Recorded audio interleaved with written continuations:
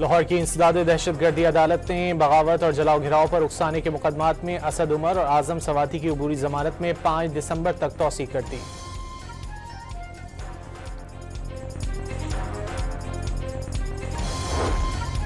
Islamabad high court में 190 million pound नैब case जल्द समाअत के लिए मुकर्रर करने की मुतफर्रिक दरखास्त मंजूर। सेशन जज नासिर जावेद राना की तैनाती चैलेंज करने का केस नवंबर के दूसरे हफ्ते में मुकर्रर करने की हिदायत।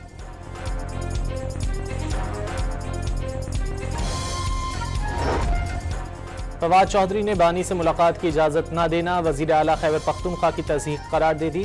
कहा कि पीटीआई की लीडरशिप नाबालिग है। सोहेल आफरीदी को शाह महमूद कुरैशी समेत 80 रहनुमाओं से भी मिलना चाहिए, मुस्बत रहनुमाई मिलेगी।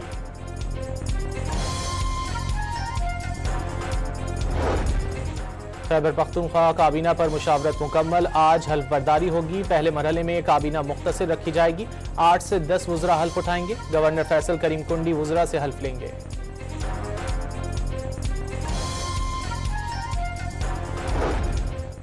पाकिस्तान और अफगान तालिबान जंगबंदी जारी रखने पर मुत्तफिक। अफगान तालिबान दहशतगर्दों के खिलाफ वाज़ेह और मौसर कार्रवाई करेंगे।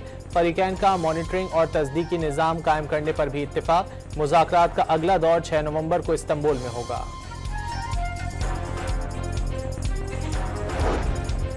हथियारों से लैस होकर घर वापस कौन जाता है, चोरों की तरह घुसने वाले कैसे पनाह गुज़ीन हैं। वज़ीर दिफा ख्वाजा आसिफ ने अफगान हुक्काम के बयान पर सवालात उठा दिए।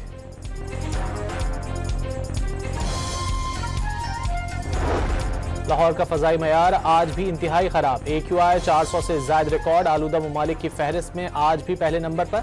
फजा बेहतर बनाने के लिए अहम शाहराहों पर पानी का छिड़काव, स्मोक गन्स का भी इस्तेमाल।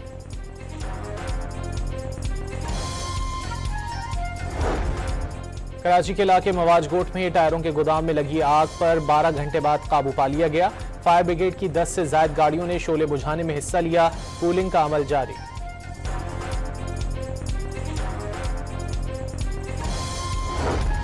पाकिस्तान और जनूबी अफ्रीका के दरमियान दूसरा T20 मैच आज खेला जाएगा। मैच रात 8 बजे शुरू होगा।